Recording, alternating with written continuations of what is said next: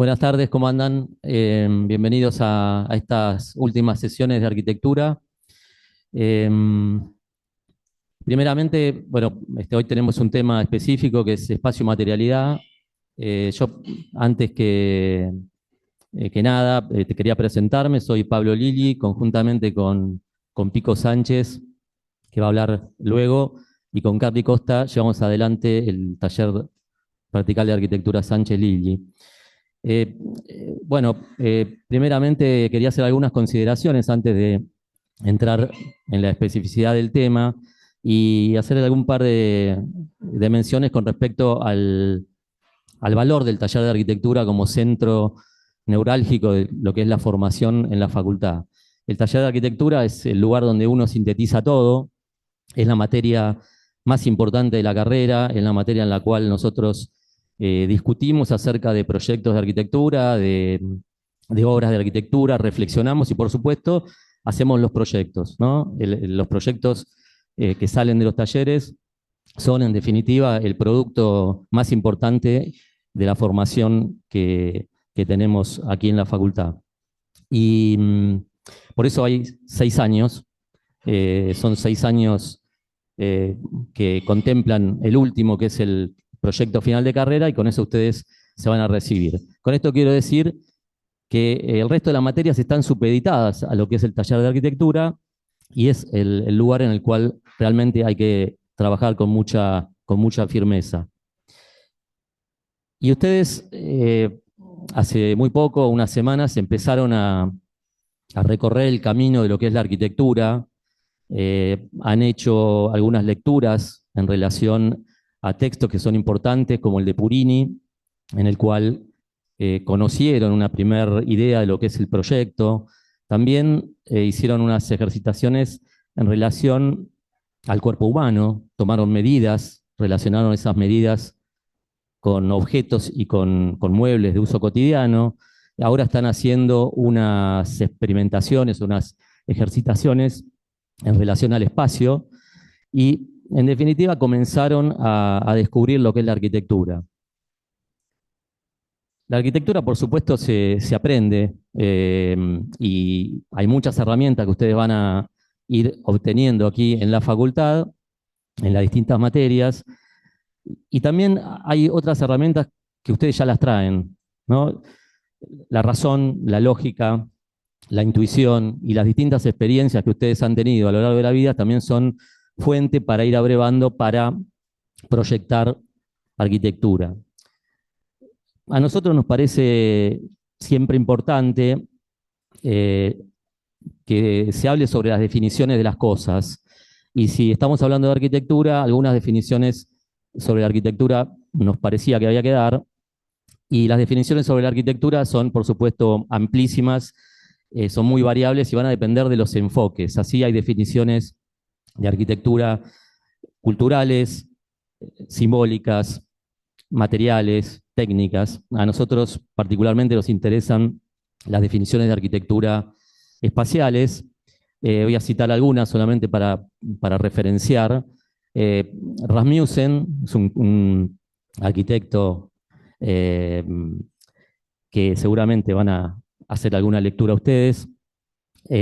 Habla de la arquitectura como el arte que limita el espacio, y Purini, que ya lo leyeron, nos habla de la arquitectura como la expresión de un habitar poético, trascendiendo los meros contenidos técnicos. Y ahí hace una diferencia fundamental, importante, que es la distinción entre arquitectura y construcción.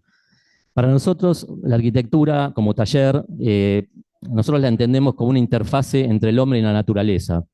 La arquitectura para nosotros es la disciplina que está encargada de, de pensar, de crear el espacio vital en el cual nosotros movemos. Y un espacio vital que tiene que ser un espacio cargado de intenciones y cargado de nuevas significaciones. Y como dije que la arquitectura se aprende de distintas maneras, también hay mecanismos de enseñanza. Nosotros como taller pensamos que la enseñanza tiene que estar centrada en la investigación del espacio arquitectónico. Esa enseñanza del espacio arquitectónico es la que nos va a permitir, o precisamente les va a permitir a ustedes más adelante, transformar el entorno en el cual vivimos, los espacios en los cuales vivimos. El real poder de la arquitectura es eso, es la transformación del espacio en todas sus escalas para que nosotros podamos vivir mejor, y eso lo van a hacer ustedes, ¿no? El poder de la arquitectura es ese. Y nosotros pensamos que lo más importante es pensar desde el espacio arquitectónico, que es el centro medular, ¿no? La médula de la arquitectura es el espacio arquitectónico. Y para eso nosotros en el taller tenemos una serie de puntos que nos parecen importantes desde el punto de vista metodológico para llevar adelante el proceso de enseñanza. Uno de esos puntos habla de pensar y crear ese espacio arquitectónico a partir de un mecanismo consciente, un mecanismo reflexivo, y que siempre sea un proceso experimental creativo, siempre pensando en procesos. Por otro lado, ese espacio tiene que estar pensado desde lo que nosotros decimos que son el análisis o la investigación, mejor dicho, de los fenómenos espaciales. Seguramente han leído la ficha de O'Donnell, que es un poco la punta de lanza de esto que estoy diciendo, y ese espacio tiene que estar cualificado por los materiales. Y esos materiales tienen que ser usados de una manera rigurosa, de una manera coherente y de una manera ética. Por otro lado, nos parece que es importante que pensemos en la generación de ambientes, de climas, de pequeñas atmósferas que sean el motor del proyecto. Eso en contraposición a cualquier idea totalizadora, cualquier formalismo, cualquier apriorismo formal o estético que generalmente están vacíos de contenido. Por otro lado, nos interesa el desarrollo de las técnicas constructivas elementales, primarias y esenciales. Técnicas constructivas en las cuales el esfuerzo por resolver el esfuerzo estático, es decir, que las cosas se sustenten, esté a partir de la investigación y del esfuerzo intelectual, es decir, del esfuerzo que hacemos nosotros por resolver las cosas de la manera más eficiente, más sencilla y más apropiada, porque también hay que asignarle a la técnica un plus de significado, que es entender a la técnica como la base de la sustentabilidad, término que hoy se utiliza mucho y a veces equivocadamente.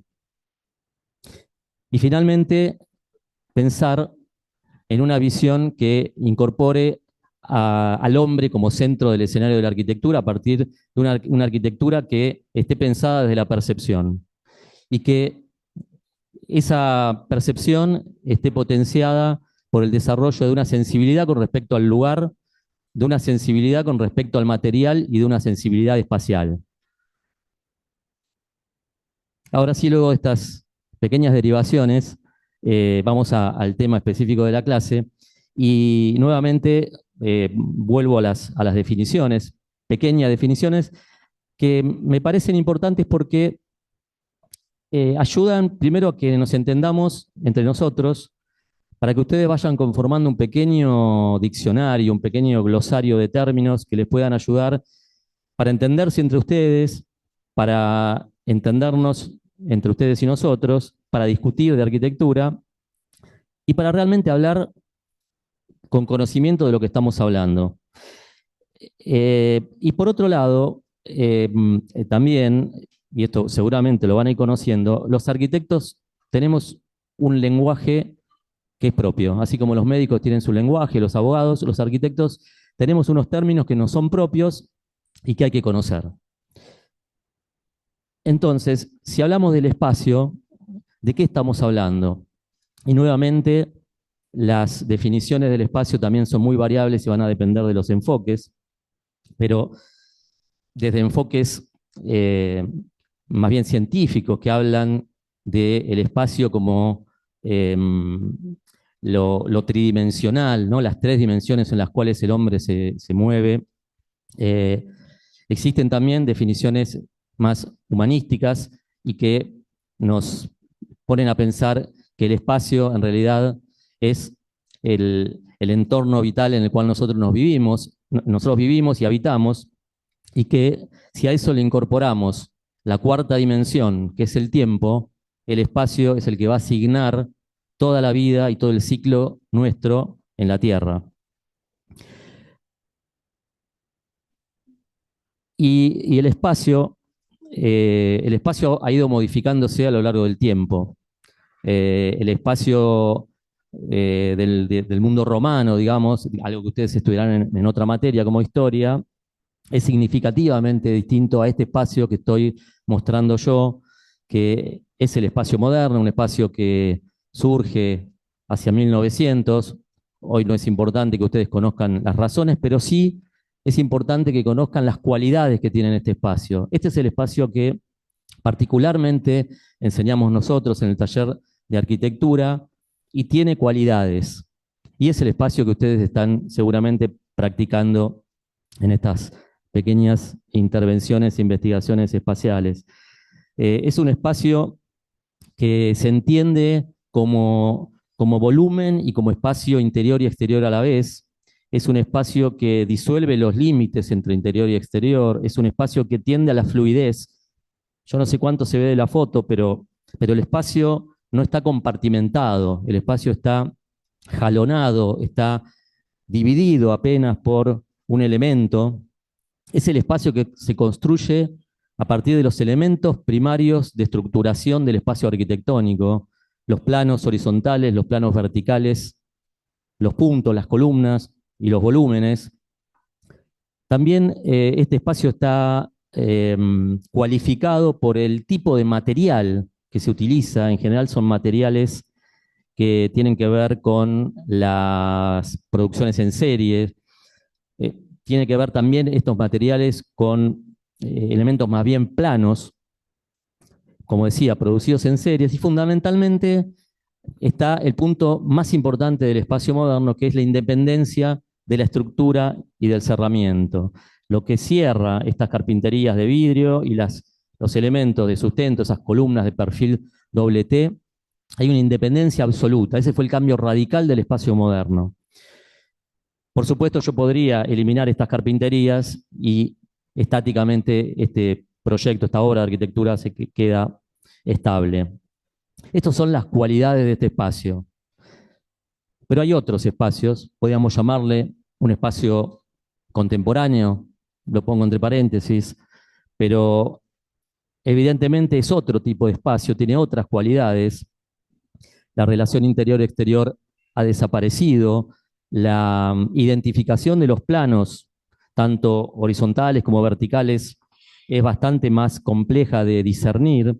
Los elementos de sustento aparecen a veces como elementos individuales, como esta columna, pero a veces también pasan a ser los mismos paramentos, y fundamentalmente aparece construido, materializado por otro material, más gomoso, más espumoso, más liso, con otras texturas. Quiere decir que hay una relación fundamental y casi de relación inescindible entre la materia y el espacio. La arquitectura para construirse y para materializarse requiere de materiales de construcción, ¿no? En este caso, hormigón, esto en realidad es piedra, agua, arena, cemento, todos materiales de la naturaleza, trabajados. No tiene valor arquitectónico, es un material de construcción. El concepto de materia tiene que ver con un material con idea arquitectónica. Y la materialidad es el proceso por el cual, entonces, la idea asume un valor material que es cualificado por precisamente el material y es identificable a partir de la forma. En esta casa, la materialidad de hormigón implica la definición del todo, todas las partes, todos los elementos, todos los espacios se construyen a partir de una decisión y una idea arquitectónica en la cual techo, losas, huecos, parasoles y el resto de los elementos que componen esta obra de arquitectura podemos entenderlos como la materialidad de esta obra. Pero el espacio no solamente se significa a partir del uso de elementos tangibles, porque intervienen también los intangibles. Y lo importante, cuando piensa en el espacio arquitectónico, es de qué manera podemos cualificar, de qué manera podemos intencionar el espacio arquitectónico a través de la percepción. La arquitectura no es una disciplina visual, la arquitectura es una disciplina multisensorial en la cual todos los sentidos están puestos en juego cuando diseñamos arquitectura. Esta obra esta obra de arquitectura introduce no solamente la noción de una materialidad pensada a partir de una rugosidad de un muro muy vasto, que si lo tocas te corta, y también el uso de la luz, que entra filtrada por unos tamices, unas pequeñas ventanas de colores variables. Y lo importante de este espacio es la emoción, el significado y la intencionalidad que tiene a partir de que uno, en días como este que se sacó la fotografía, en donde se mezcla el humo de las velas, la luz y la humedad del lugar, uno puede sentir el peso del aire.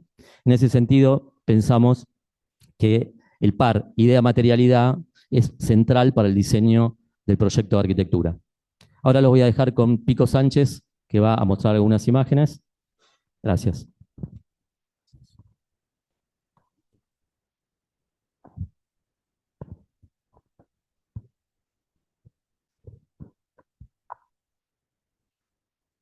Buenas tardes y bienvenidos al curso, aunque ya arrancó. Eh, yo soy Jorge Sánchez y voy a continuar un poco con los conceptos que les viene explicando Pablo. Se ve más o menos por la luz, pero creo que se alcanza a ver. Eh, Cuando nosotros proyectamos, cuando diseñamos, cuando hacemos arquitectura, la materialidad es central. Y tiene que estar pensada desde el instante mismo en que nosotros estamos con la idea, porque la arquitectura se construye con materiales y los materiales junto a la estructura van a conformar el espacio arquitectónico, que es lo que nos convoca en esta clase. Existen materiales naturales como el hierro, como la piedra, como la madera, pero también existen materiales artificiales, productos de la tecnología, hechos en fábrica, que tienen como ese aspecto nuevo, joven, pareciera que no envejecieran nunca, ¿no? Y son materiales que nos despiertan en muchos casos, a través de los conocimientos y las nuevas tecnologías, algunos instintos creativos para pensar cosas diferentes, como en este caso, una obra hecha de reflejos y gravedad. Pero también la arquitectura tiene eso, esa capacidad de colocar un material de determinada forma y en determinado lugar a través de una idea para generar un tipo de espacio particular que nos induce a explorar otras cosas. Y los materiales tienen propiedades, ¿no? Muchas veces ante factores externos como la humedad, como el sol, como el calor. Cuando hablamos de calor, a mí se me ocurre pensar en el hierro, ¿no? Cuando el hierro está en la fragua o con grandes temperaturas, tiene como parece como si fuera una cera, pero cuando se enfría es sumamente duro. Esa es una propiedad que tiene el hierro. Y también tienen propiedades mecánicas que tienen que ver con la resistencia. Y hay materiales que a través de la técnica logran vencer la gravedad, como en este caso. Pero los materiales también nos emiten mensajes, nos dicen cosas que tenemos que saber captar cuando hacemos arquitectura. Y tienen cualidades, ¿no? Que están originadas por los sentidos, por la vista, por el tacto, por el olfato, por el sonido. Y también tienen características simbólicas y emotivas. Por ejemplo, en este caso, la madera es un material que uno lo asocia a la calidez, lo asocia ah, es un material rugoso, imperfecto, es un material que nace de la tierra, vive, respira, envejece. Es un material que tiene olor, que tiene aromas producidos por las resinas, muchas veces ante la humedad. Y también tiene sonidos, muchas veces cuando ese material uno lo coloca en el piso y camina, genera sonidos. Y es un material muy resistente a los esfuerzos. También está la piedra, ¿no? Que es fría al tacto, que tiene esa pedregosidad que varía de acuerdo a la luz, a la sombra, a la humedad. Es un material que nos remite a lo previo, a lo permanente, a lo que siempre estuvo, a la dureza, al cobijo. Y el ladrillo está conformado por tierra, por paja, por agua. Es un material que nos remite a las tradiciones, ¿no? Es un material tradicional de determinados lugares. Es un material que su fabricación es manual, es cocida en unos hornos, su colocación es manual, por eso se llama mampuesto, se coloca de a uno, y tiene un color característico a la tierra del lugar, al punto de cocción, y en general se lo usa en paramentos, muros de carga o cierres verticales. O el hormigón, ¿no? Que seguramente ustedes ya lo conocen, que es un material compuesto, como contaba Pablo, es un material compuesto por arena, piedra y un ligante, como el cemento, que tiene una gran capacidad escultórica y plástica en la arquitectura. Es un material que es fluido cuando está fresco y cuando fragua, cuando se seca, es muy duro y muy resistente. Y su textura tiene que ver con el molde que yo hago o para colarlo o encofrado. La textura está originada por ese molde o encofrado que yo construyo para el colado del hormigón. Es un material que en general se usa para grandes estructuras y tiene una gran resistencia a los esfuerzos. O el vidrio, ¿no? Que también es un material compuesto. Uno al vidrio lo asocia a la arquitectura moderna, a la transparencia, y tiene esa propiedad de dejar pasar las visuales y la luz, y que cobra vida con los reflejos, ¿no? O el mármol, ¿no? El mármol se me ocurría también como más raro, pero como material natural, que no es el mismo que está en la cantera que el que está en el centro de la tierra, no es el mismo el que está en la cantera que el que está en este piso, ni en esos muros verticales de límites en el pabellón de Barcelona. Porque más allá de su composición, más allá de la extrañeza del material, más allá del color, lo verdaderamente importante es lo que nosotros hacemos con ese material para conformar un espacio arquitectónico. Eso es lo importante. Y yo siempre pongo el ejemplo, la otra vez también, cuando di la charla en el curso, del aula esta donde estamos nosotros ahora, que es un aula con 4 muros ciegos y un techo oscuro de madera. ¿Qué sucedería si yo saco el techo y hago un techo de vidrio?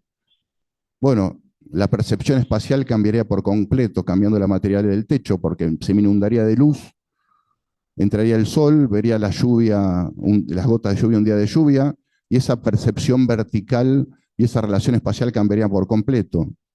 Y si estas 4 paredes que tengo acá las hago de vidrio, cambiaría absolutamente el espacio, porque el espacio se iría para afuera, estaría absolutamente relacionado con el exterior. Y si el techo fuera plano blanco, las paredes de vidrio y el piso blanco reflectante, sería aún mayor esa fuerza que me expulsaría hacia afuera. Y también si uno hiciera un ejercicio de estar parado en el patio y los frentes de estas aulas serían de vidrio espejado, se reflejarían los árboles, se reflejaría el cielo y la percepción desde el patio, la percepción espacial cambiaría por completo, porque las aulas desaparecerían.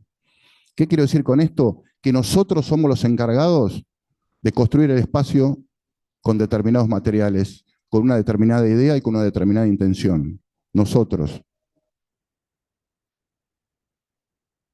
Porque en realidad los espacios no acontecen, los espacios los generamos nosotros, ¿no? Los espacios los generamos con la materia, con la materialidad y con una idea y con nuestra creatividad.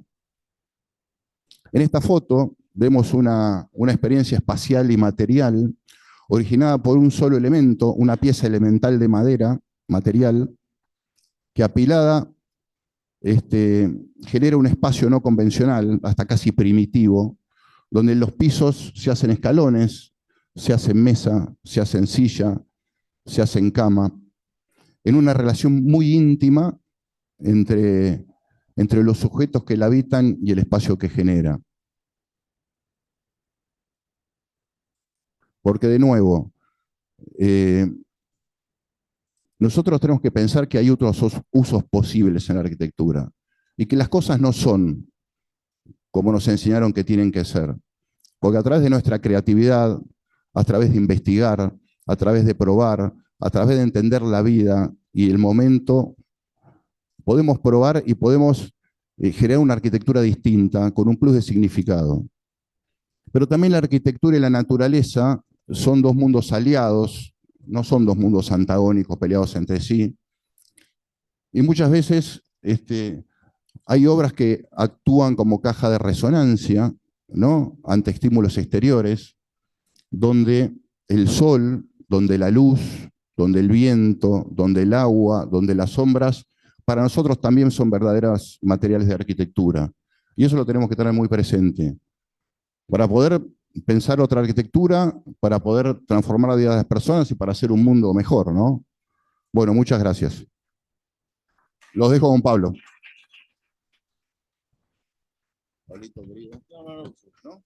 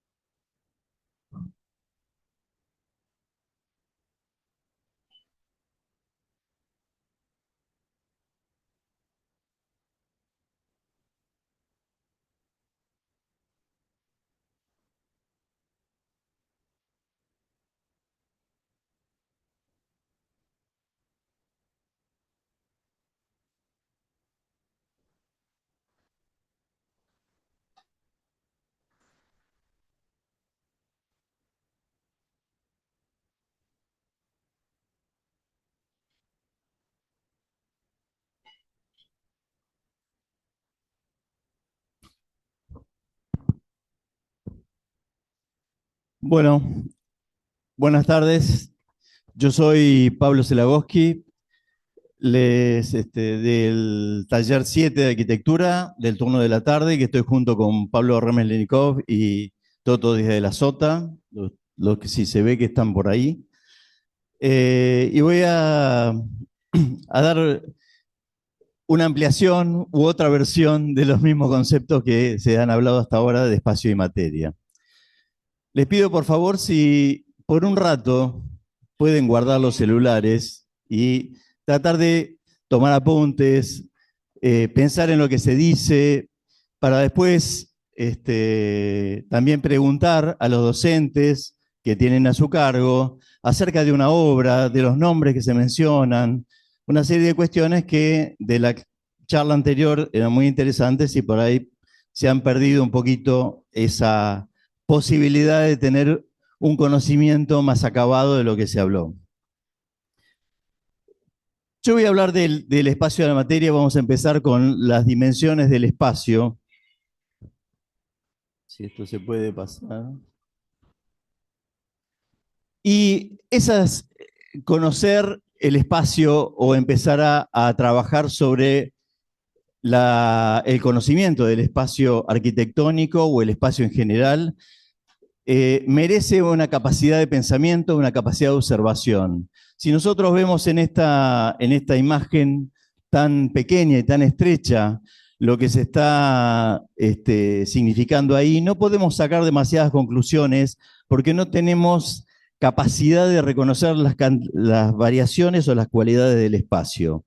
Si luego ampliamos la visión de ese lugar, podemos descubrir que ahí hay un espacio, hay una materia que está dispuesta, que hay tres tipos de espacio o tres tipos de situaciones diferentes del espacio, que hay problemas de dimensión, de escala, de referencias que podemos ver, de tamaño de las cosas, de capacidades y texturas que tiene cada una de las materias.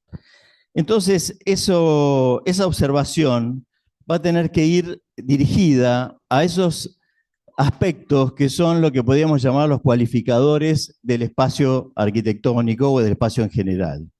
¿Cuáles son este tipo de cualificadores? Bueno, naturalmente, la geometría es la que regula el espacio, donde va a localizarse cada uno de los elementos de arquitectura, va a estar regido por una matriz geométrica, unas leyes geométricas que dan condiciones de posicionamiento, pero también regulan las dimensiones, regulan las proporciones, o decir, la relación entre partes, y eso es uno de los lugares o de los momentos principales de las cualidades del espacio.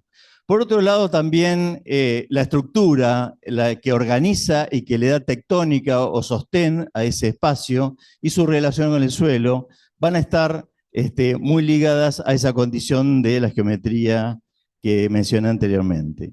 Y luego también los dispositivos que hacen que la luz ingrese o trabaje junto con las sombras de alguna manera dentro del espacio. Ahora vamos a ver algunos ejemplos.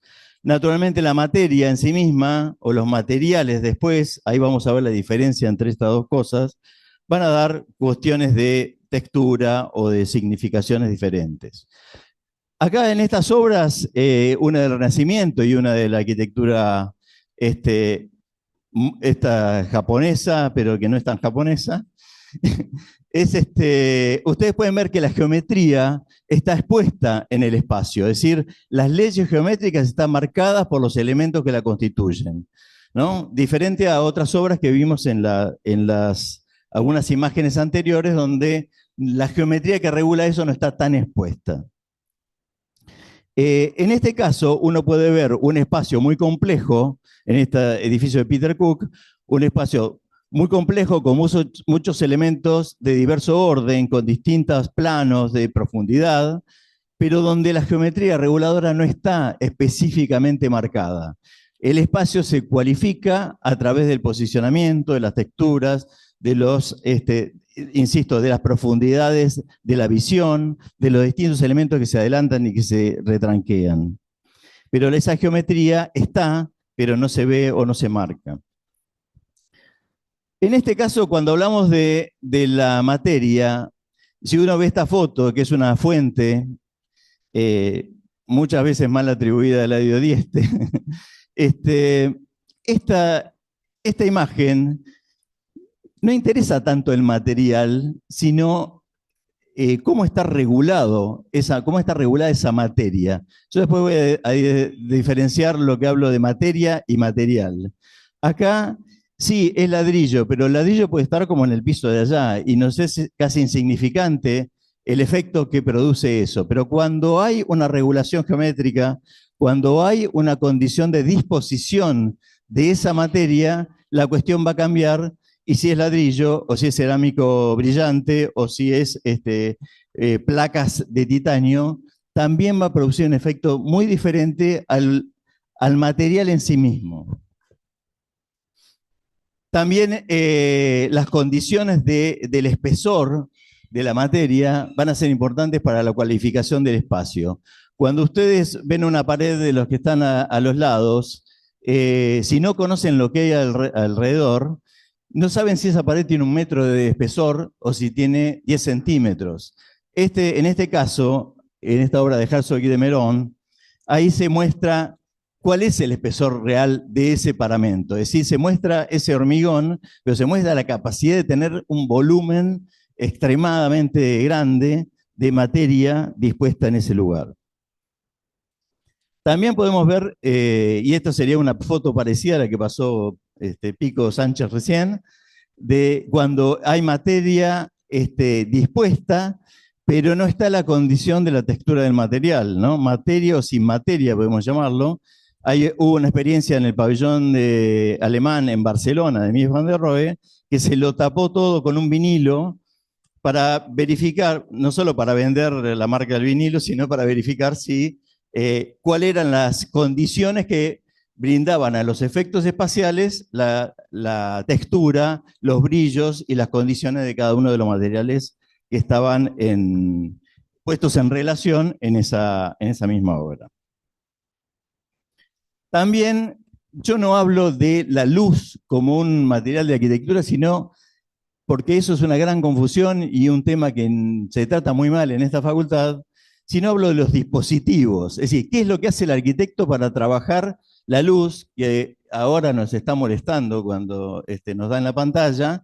Y debería haber una serie de dispositivos que guíen la luz para que ilumine las aulas para trabajar, pero que no moleste para la proyección de una diapositiva. Con lo cual, interesa qué es lo que hace el arquitecto, qué elementos interpone entre la luz exterior y el espacio arquitectónico para que se revele ese efecto necesario para la mejor función del espacio. Y eso lo pueden ver en distintos ejemplos, cercanos o locales y ejemplos en todo el mundo.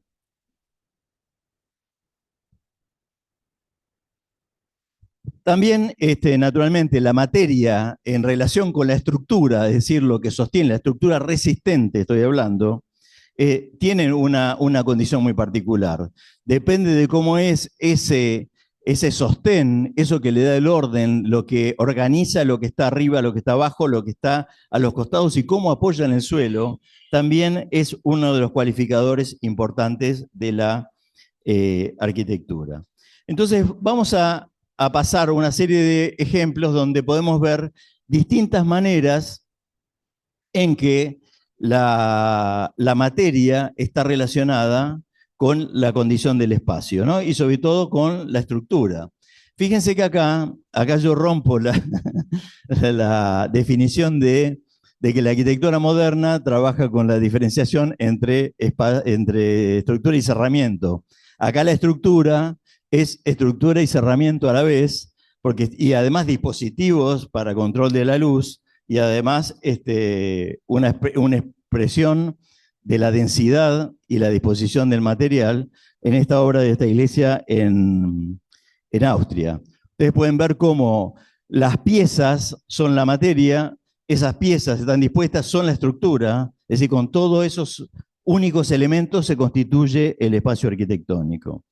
Por otro lado, pueden ver también que hay distintas condiciones en que la misma estructura se transforma en los mismos elementos que dan otra función al objeto. Es decir, esto es una escalera, pero también el cerramiento de la escalera, más los escalones, todo es la estructura, todo es cerramiento a la vez, ¿no? Se hace una composición conjunta de esos elementos. Acá aparece una obra que la pasó Pico Sánchez recién, el pabellón de Escandinavia en la Bienal de Venecia, y es muy interesante cómo está dispuesto a partir el espacio, a partir solamente de las condiciones de la definición de los elementos de la estructura, ¿no? Algunos que se continúan, se discontinúan, unas direccionalidades por la parte superior en un sentido, direccionalidades por otro lado en otro sentido.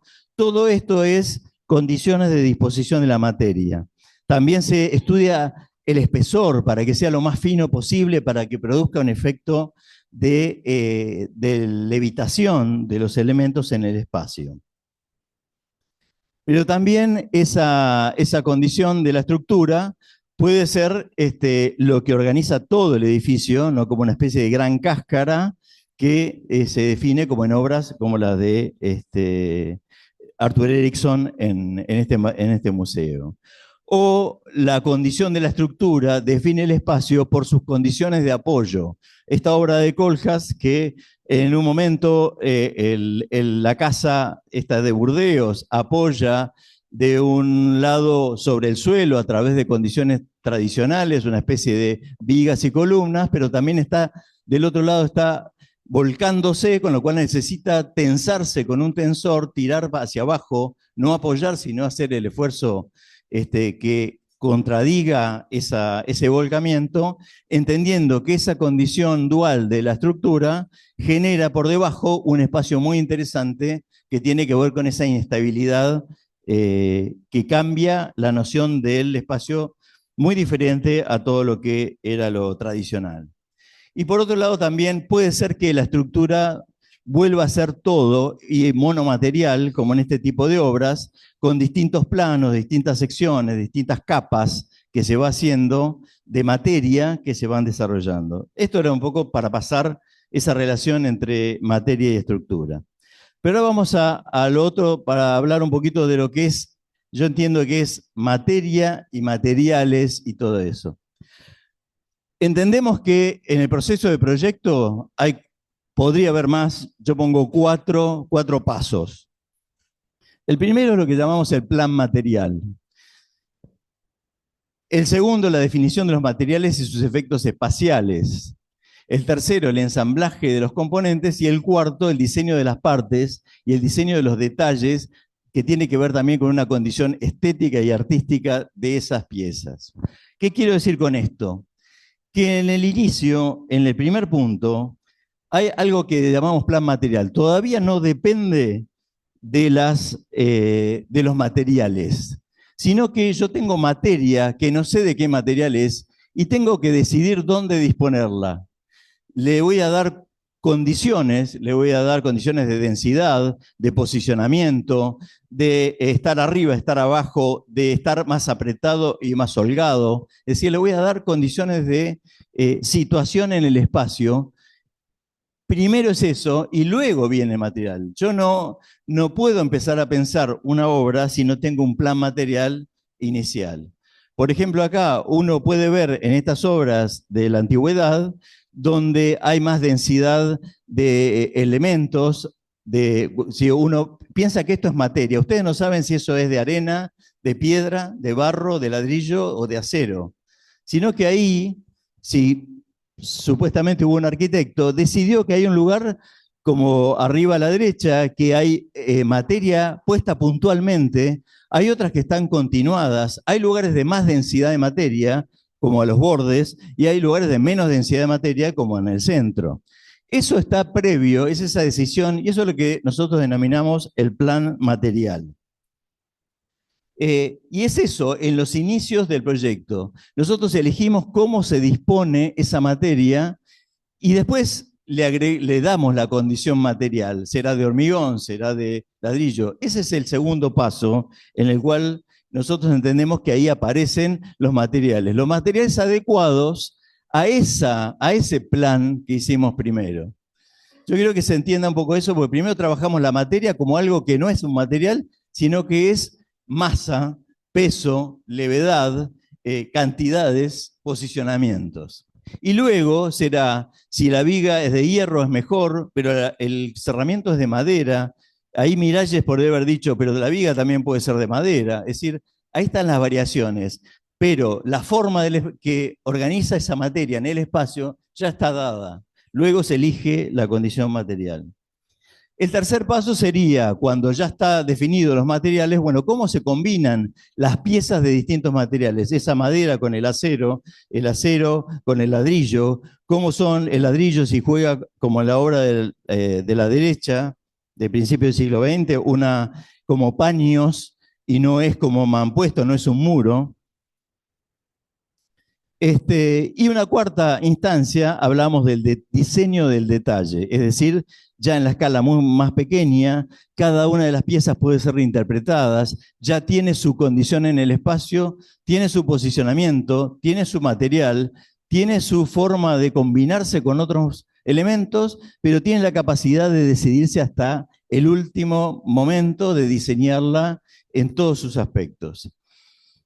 Entonces, cuando hablamos de materia y todavía no de materiales, podemos decir que cuando trabajamos en arquitectura puede haber como dos criterios, ¿no? De agregar materias, como en la obra de Stonehenge, ahí en Inglaterra, o como en estas obras en Asia, que son producidas a través de la excavación, de quitar materia, es decir, poner materia en el espacio para delimitar, o sacar materia para también generar espacios donde no existía y donde no había. Hoy habló Pablo Lili también de una palabra, lenguaje.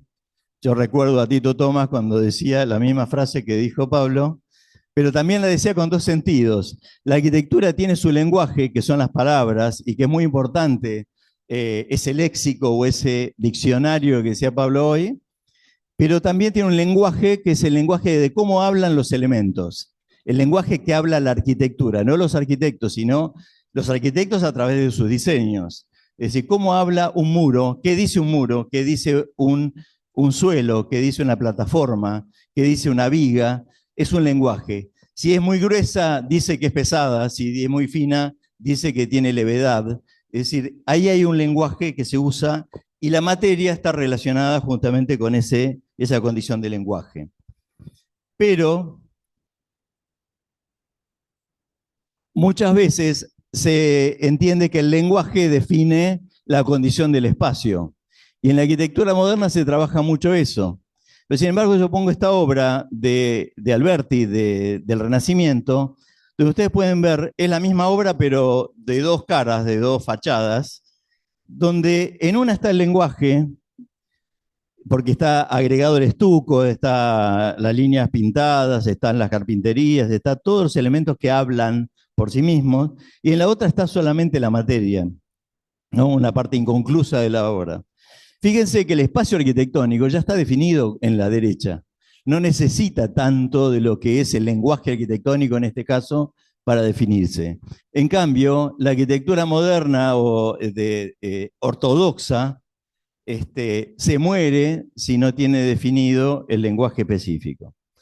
Pero también hay contradicciones en la historia de la arquitectura cuando los griegos quisieron hacer en piedra el lenguaje que venían utilizando en la madera. Es decir, la columna, las vigas y todo lo que representa la primera organización en términos de cubrir un espacio, se fue llevando de lo que se hacía primero en madera hacia el trabajo en la piedra, en el mármol, en cualquiera de las piedras que tenían disponibles.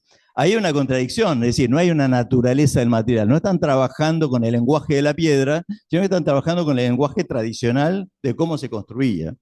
Eso pasa muchas veces cuando ustedes ven esta biblioteca en Oxford, fíjense que está replicando en piedra lo que está haciéndose en madera en los interiores. Es decir, la piedra vuelve a imitar a la madera, pero en otra condición. Con lo cual, ponemos en duda la fortaleza del tema del lenguaje como generador de la condición del espacio por sobre la materia. Y esto es parecido, también una torre que ustedes pueden ver que está trabajada en piedra a la manera que se hacía la arquitectura doméstica medieval, ¿no? Es el mismo caso donde ponemos en tela de juicio eso. Y si venimos acá cerca, en Chile, ustedes pueden ver una serie de iglesias hechas de madera con las formas, las geometrías y las regulaciones que tiene el espacio arquitectónico, no sé, del Renacimiento en adelante, pero sin embargo no tiene ninguna de las materialidades de esas arquitecturas. Entonces hay una posibilidad de ambigüedad que yo lo que quiero marcar es que eso es bueno. Cuando hay ambigüedad y variaciones, es buenísimo en la arquitectura porque se puede trabajar, inventar y no seguir siempre con una línea que cuando es una iglesia parecida a las renacentistas tiene que ser de piedra o de granito o de lo que sea. O si es medieval tiene que ser de tal cosa. No, lo mejor que puede pasar en la arquitectura son las variaciones, las ambigüedades, las contradicciones, que naturalmente mucha gente dedicó varios textos, como Robert Venturi, a hablar de ese tipo de cuestiones. Fíjense que son arquitecturas con la forma de otras, pero a través de otras condiciones de construcción. Cuando hablamos del plan material y volvemos a olvidarnos de las materias, tenemos estrategias de cómo disponer esa materia en el espacio antes de asignarle la condición de los materiales de construcción. Entonces decíamos posicionamiento, densidad de distribución, porcentajes, cantidades y la función espacial de cada uno de los elementos. Por ejemplo, si ustedes comparen estas, el arquitecto pone una columna, pero si pone una columna de ese tamaño y tan cerca una de la otra como en Egipto, va a producir un espacio arquitectónico determinado no va a tener una visión perspectívica completa, va a ser un espacio casi laberíntico a descubrir, mientras que, si ven esto, estos son japoneses del otro lado, siempre terminamos con los japoneses, a la derecha, ustedes pueden ver que es lo más esbelto, lo mínimo, y que necesita o vive de una transparencia, de que se vea todo de un saque, que uno no tenga sorpresas en el reconocimiento del espacio. Cuando vemos esta, no sé, todavía saben leer una planta arquitectónica, pero cuando uno ve la casa Kaufman de Wright en Estados Unidos, y podemos trazar una línea donde decir, si miramos esa planta, ¿dónde Wright destina ese plan material? De la sección superior de la línea verde, ahí él destina toda la mayor cantidad de materia, está dispuesta ahí. Su plan es, divido en dos, arriba está toda la materia, abajo hay poca. Abajo fíjense que hay solamente 2 columnas. ¿Por qué tiene eso? Bueno, después por condiciones de contexto. Hay un cerro que va bajando, es el lugar donde la arquitectura puede apoyarse. El otro es el lugar del paisaje, hay que abrirse, menos obstáculos para ver el paisaje. Tiene después toda una serie de porqués, pero eso es antes de poder, eso podía haber sido de ladrillo, porque Wright hacía casa de ladrillo, de madera, de piedra, de lo que quisieran, de hormigón. También acá en esta obra, que sobre todo lo van a ver más claro, arriba en la foto y abajo las 2 plantas, la inferior y la superior, van a ver que Mies van der Rohe lo que está haciendo es hacer 2 criterios de disposición de la materia arriba y abajo de la obra. Arriba hay una mínima disposición de elementos, solamente lo que es más fuerte es esa cubierta metálica, ahí se ve negra, y por debajo va a ser un espacio lleno de materia, lleno de divisiones, lleno de columnas, muros. Y sí, nuevamente, después, en una segunda parte, después de haber pensado lo de arriba de una manera y lo de abajo de otra manera en términos de plan material, después le asigna un material, el hierro para arriba, el hormigón para abajo, ¿no? Es decir, en el segundo paso aparece esa condición de los materiales. Pero también podemos ver que hay en esas estrategias, podemos ver la continuidad de los elementos. Fíjense esa casa que si ven en la planta van a ver que todo el cerramiento exterior está hecho con un solo muro continuo, no está cortado, no tiene ningún corte. Entonces ahí podemos empezar a ver que en el plan material hay condiciones de continuidad o de unificación de los elementos. En lugar de tener 4 paredes, tiene una pared que va envolviéndose en sí misma. Como podemos ver en la casa Sarabaí de Le Corbusier, ahí ustedes pueden ver que esta casa tiene una direccionalidad. Es decir, el plan material dice todos los muros van para allá, en general. Después hay algunos que cortan en otro sentido, pero los muros principales rompen en un solo sentido. Esa es una condición de ese plan material. Luego Le Corbusier lo puede hacer como en algunos proyectos lo pensó en ladrillo, pero con revoque, es decir, sin mostrar cuál es el material. En otros proyectos los hizo con ladrillo, y en este caso a veces le asigna ladrillo a la vista o ladrillo con un revoque encima, con lo cual no interesa tanto la condición, en este caso del plan material, la condición de la exposición de la textura del material, sino la direccionalidad, que es uno de los conceptos más importantes. Pero también puede haber una fusión de los elementos, que ya no hay pared, piso, techo, sino que son los mismos elementos que se van fusionando. Así como se fusionaban en planta en la casa esa en espiral, ahora se pueden fusionar todos los elementos de la materia en un solo sentido. También uno puede tener un plan material de capas. Hay una capa de materia que es de una manera, es más abierta, más cerrada, es continua o descontinua. Atrás hay otra capa, ¿no? Como se ven en estos edificios que están hechos como por capas sucesivas de materia de distinto orden, algunas que pueden ser luego asignado un material determinado, otras otro material. O también puede ser que el espacio sea, a partir de la materia, un lugar que está dentro de ella. Es decir, la materia contiene espacio. En lugar de ser un muro cualquiera, una columna, tiene tal espesor que puede tener algo adentro, como este castillo que está acá, el castillo medieval, o esta obra de finales del siglo XX de Peter Zumthor, que ustedes pueden ver que dentro de esas piezas de materia hay espacios determinados de uso. Pero también uno puede tener materia distribuida uniforme, es decir, en todos lados está la misma proporción de materia, ¿no? Con la misma densidad, con las mismas cualidades de espesores, con las mismas cualidades de tamaño, y que en todos lados del edificio genera más o menos el mismo efecto. Eso, por ejemplo, puede ser este tipo de edificios como el Centro Pompidou de Piano y Rogers en París. Si pasamos a otras disciplinas, podemos ver lo mismo. Cuando ustedes ven este cuadro, podrían ver acá materia, como dije recién, distribuida uniformemente. Es decir, no hay una sección del cuadro donde hay más materia puesta y otras secciones más vacías. No hay trazos muchísimo más gruesos que otros. Además de que, como fue pintado esto, uno también puede decir que la materia fue dispuesta en capas. Primero una capa con una lata de pintura, después otra capa con otra lata, goteando, ¿no? Como se llamaba la técnica esta.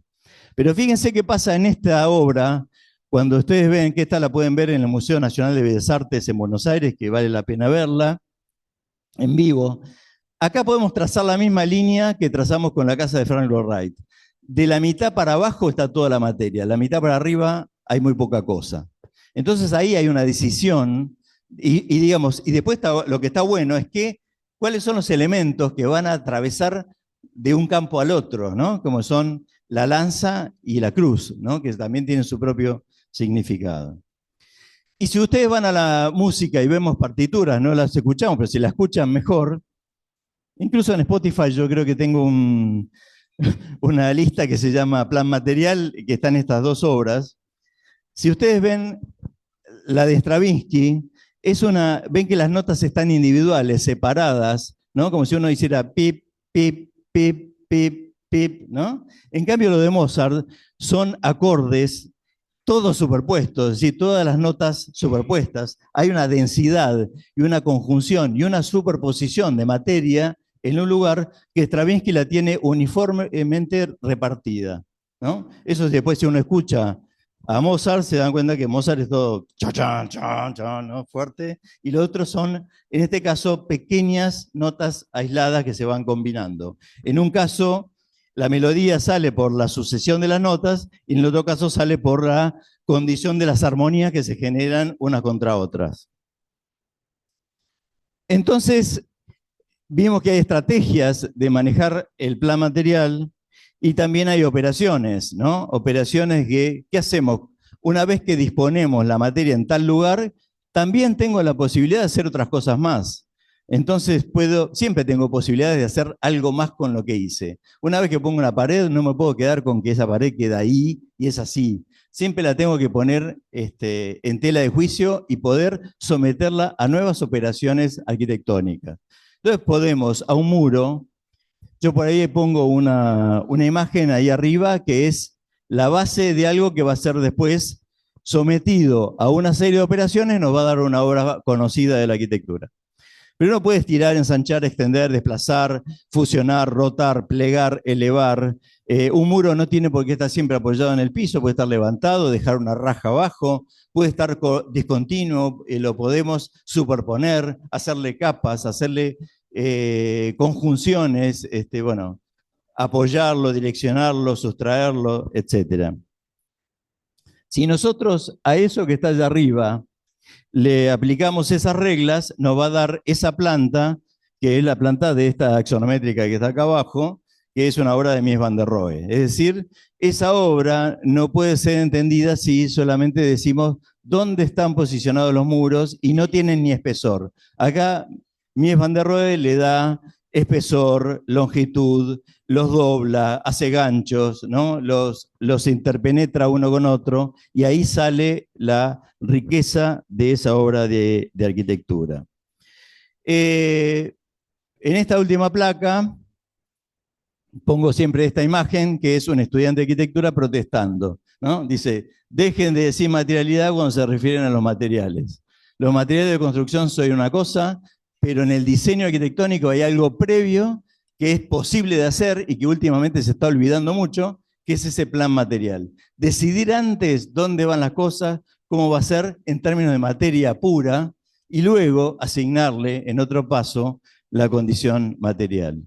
Pero no arrancar con un ladrillo, porque ahí limitamos la capacidad de invención que podemos tener en todo esto. Nosotros en el taller 7 tenemos una serie de publicaciones que están en el blog, que lo van a encontrar como talleryproyecto.blogspot, el blog ahí en internet. En estos libros hay textos de distintos docentes, de Raúl Arteca, que anda por ahí, míos y algún otro más, sobre el tema de materia y el espacio. Y ahí pueden ver también la producción del taller, qué es lo que se hace y todo ese tipo de cuestiones. Nosotros tratamos de enseñar este tipo de cosas y por eso intenté demostrar hoy, abrir el panorama de lo que siempre se habla de materia, de materiales, de todo del espacio, abrir, tener nuevas versiones, nuevas opiniones, tener una enseñanza que sea evolucionista, que vaya cambiando, que vaya ampliando sus conceptos, sin tener recetas específicas y con un pluralismo de versiones de la arquitectura. A nosotros no nos interesa un tipo de arquitectura, nos interesan todas las arquitecturas. Porque como también decía Robert Venturi, uno tiene que aprender de todas las cosas. Es decir, no podemos negar de antemano algo, sino que tenemos que estudiarlo y a partir del estudio profundo de las cosas, suprimirlas o adquirirlas. Pero tenemos que tener la posibilidad de ver todo para poder aprender mejor. Eso me parece que es una de las cosas más importantes que podemos transmitir en los términos de la enseñanza. Bueno, muchas gracias por la atención, el silencio y que tengan un buen fin.